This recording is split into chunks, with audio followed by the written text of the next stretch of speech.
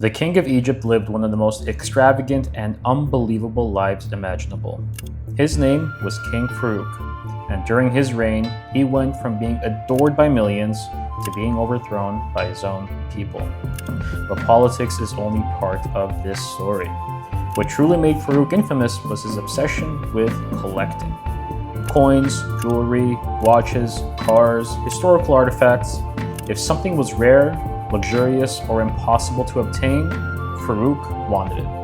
And decades after his downfall, objects from his personal collection remain some of the most desirable treasures on earth. Not just because of what they are, but because of the man who owned them. My name is Ash, and this is the story of King Farouk of Egypt, the Collector King. Farouk was born on February 11, 1920, inside Abdeen Palace in Cairo. That sentence alone tells you almost everything you need to know about the world that he entered. He was not born into ordinary wealth. He was born into the Muhammad Ali dynasty, the ruling family of Egypt. His father was King Fuad I, a stern and controlling monarch who ruled Egypt during a complicated period of British influence, nationalism, and royal ambition. Farouk grew up surrounded by palaces, servants, ceremony, imported luxury, and the constant reminder that he was not just a child, he was an heir. But strangely, for someone born into that much power, Farouk was also sheltered. His father kept him tightly controlled.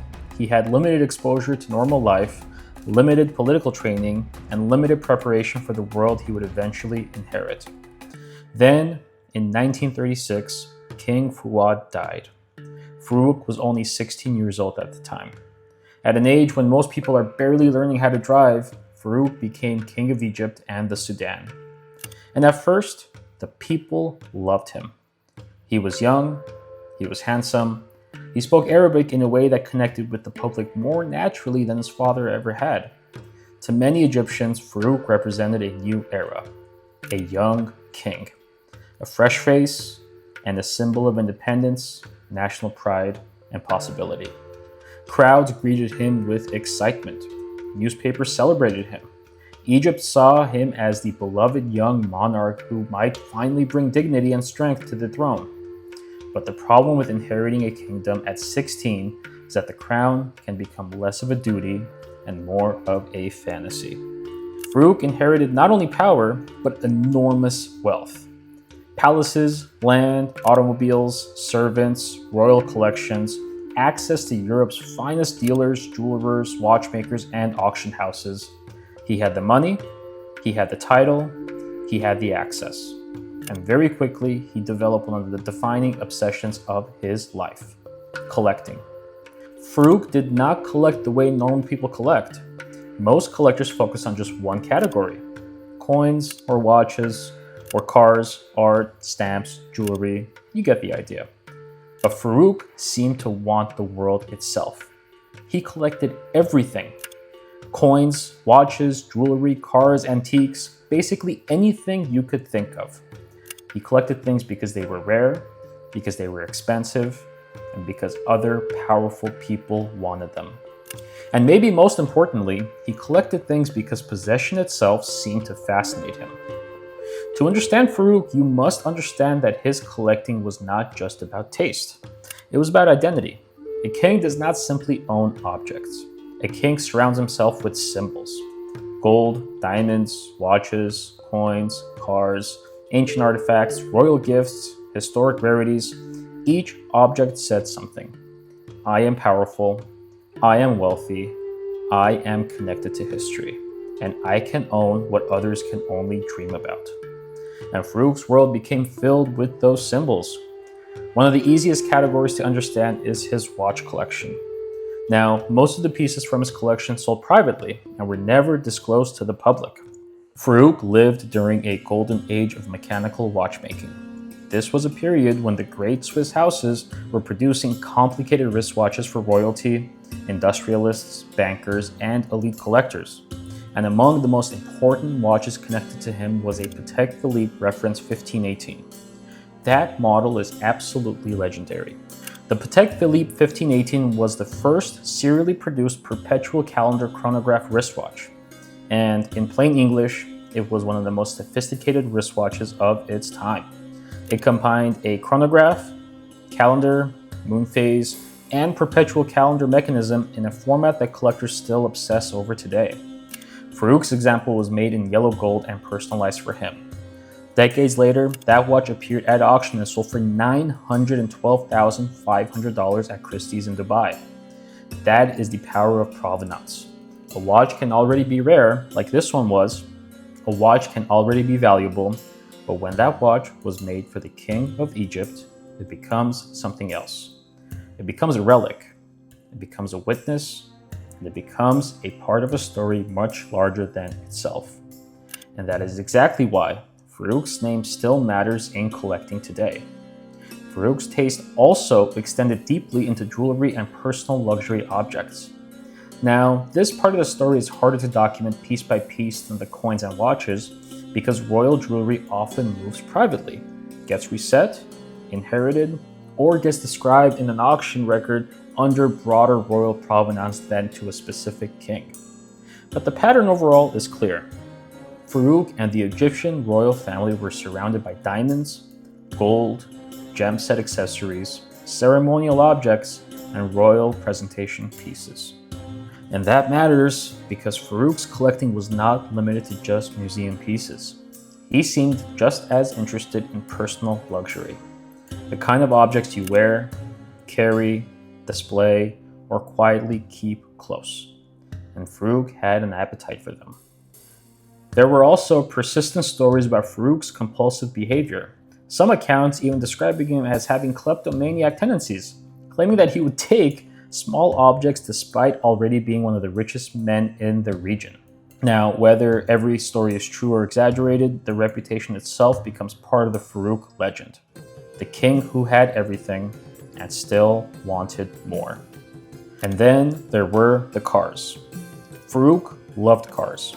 Again, the exact car-by-car record is not as clean as the record for his coins, but there is no serious doubt that cars were a major part of his luxury image.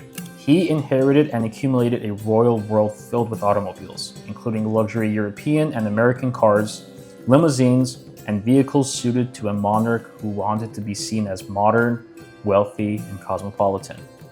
Now, the cars are important to this documentary because they show another side of Farouk's psychology. Coins and watches are small. Cars are public. It announces itself and arrives before you do. It tells the street that someone important is coming.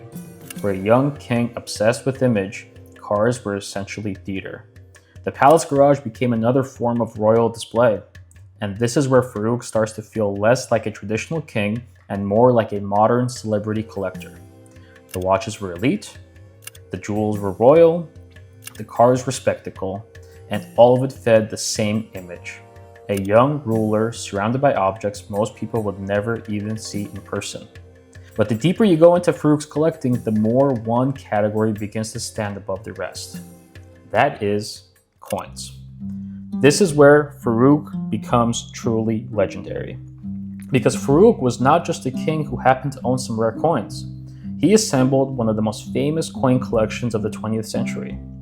And unlike the cars or jewelry, the coin collection is documented in a way collectors can still study today. After Farouk was overthrown, his collection was sold in the famous Palace Collections of Egypt auction in Cairo in 1954. The sale ran from February 24th to March 6th, and it included thousands of lots of coins and medals, and the catalog itself has become a collectible object in of itself. Farouk's coin collection included ancient coins, world coins, medals, and extraordinary American rarities. And for American numismatics, one coin towers above everything else. The 1933 St. Gaudens Gold Double Eagle. To collectors, the 1933 Double Eagle is not just rare. It is almost mythological. The United States struck the coins, but because of America's move away from circulating gold coinage during the Great Depression, the coins were never officially released to the public. Most were melted, and for decades, ownership of these coins became one of the strangest legal sagas in American numismatic history. Farouk acquired one of them in the year 1944. Here is where the story gets almost unbelievable. His representatives applied for an export license from the United States Treasury, and the license was granted. That single detail gave Farouk's coin a unique paper trail. The US government later realized the coin should not have been allowed out, but by then it had already gone to Egypt. After Farouk was overthrown, the coin was supposed to be included in the sale of his collection. The United States government asked for it back. Then the coin disappeared. For more than 40 years, the Farouk specimen vanished. Then, in 1996, a 1933 double eagle surfaced in New York. After years of legal fighting, the case was finally settled. The coin was monetized by the United States government, making that specific example legal to own privately. It sold in the year 2002 for $7,590,000. Then in 2021, it sold again at Sotheby's for $18,872,250. The only 1933 double eagle that can legally be privately owned traces back to King Farouk. This single item was arguably the most valuable piece owned by Farouk. Especially today, it is the most valuable coin to ever sell not once, but twice. But it was not the only major rarity. Farouk's collection also included other great American coins, including examples connected to the famous 1913 Liberty Head nickel and other rare proof gold coins. The 1913 Liberty Head nickel is one of the great, forbidden-feeling American rarities. Only 5 are known to exist. It is the kind of coin that even advanced collectors may spend a lifetime reading about and never handle. And that is what separates Farouk from almost every other collector. Many wealthy collectors can buy expensive objects. Farouk bought objects that entire markets were built around. When a Farouk coin comes up for sale, the coin is not only judged by grade, rarity, and condition, it carries the memory of the king. A coin may be gold, but a Farouk coin has traveled through a kingdom. And this brings us to the darker side of the story. Because while Farouk was building collections, Egypt was changing. The young king who had once been adored began losing the public. His lifestyle became harder to defend. Egypt was facing political instability, economic tension, British influence, corruption, and frustration inside the military. The country was not simply watching a glamorous king enjoy luxury. It was watching a monarch appear increasingly disconnected from the pain and pressure around him. The 1948 Arab-Israeli War badly damaged the reputation of Egypt's leadership. The army's failures, accusations of corruption, and the anger over defective weapons helped fuel resentment amongst officers and the public. Farouk's image changed. He was no longer just the charming young king. He became a symbol of excess, a man with palaces, cars, jewels, watches, and treasures, while the country around him was losing patience. Inside the Egyptian military, a group known as the Free Officers began plotting. Their leading figures included Mohammed Naguib and Gamal Abdel Nasser, and they wanted to reshape Egypt. They wanted to end corruption, reduce foreign influence, and break the power of the old monarchy. On July 23rd of 1952, the Free Officers moved. The coup began. Farouk was in Alexandria, and by July 26th, the pressure was overwhelming. He was given an ultimatum: abdicate in favor of his infant son and leave Egypt. Farouk signed the abdication.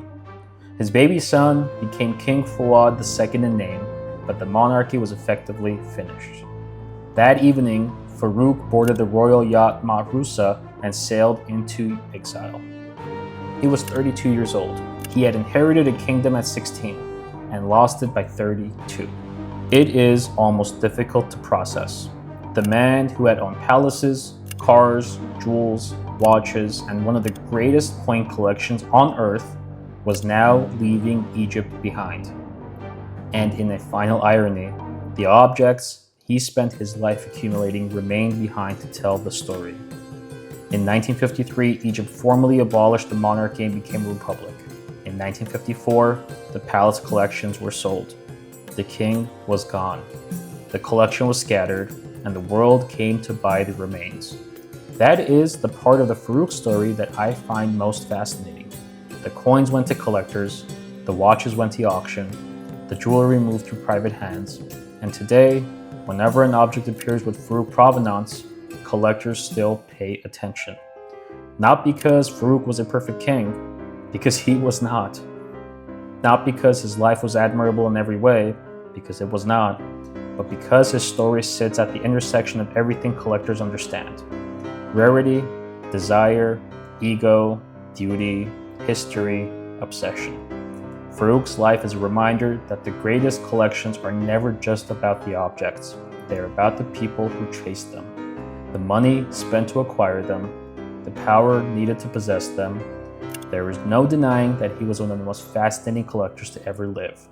King Farouk of Egypt, the Collector King.